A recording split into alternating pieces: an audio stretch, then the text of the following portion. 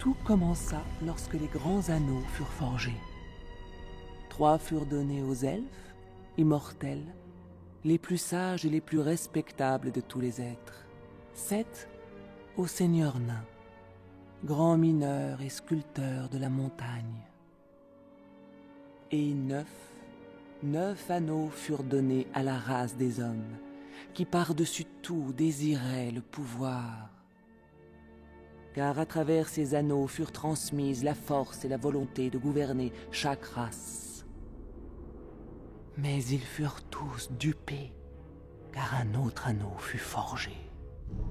Sur les terres du Mordor, dans les flammes de la montagne du destin, Sauron, le seigneur des ténèbres, forgea en secret un maître anneau pour gouverner tous les autres. Dans cet anneau, il déversa sa cruauté, sa malveillance et sa volonté de dominer toute vie. Un anneau pour les gouverner tous.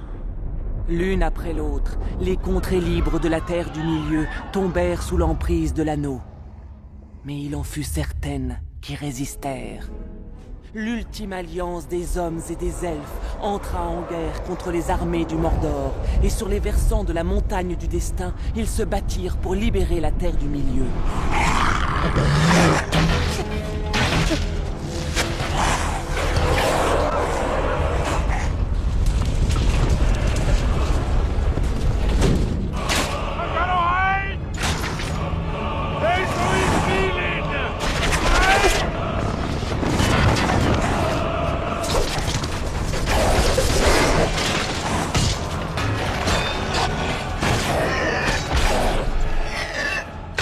La victoire était proche.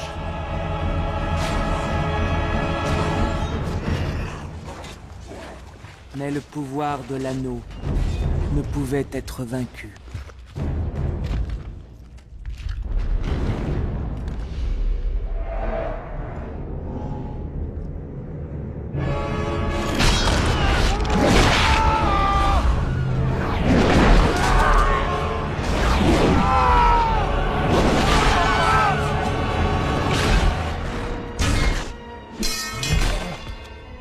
Ce fut à ce moment précis, alors que tout espoir avait disparu, qu'Isildur, le fils du roi, s'empara de l'épée de son père.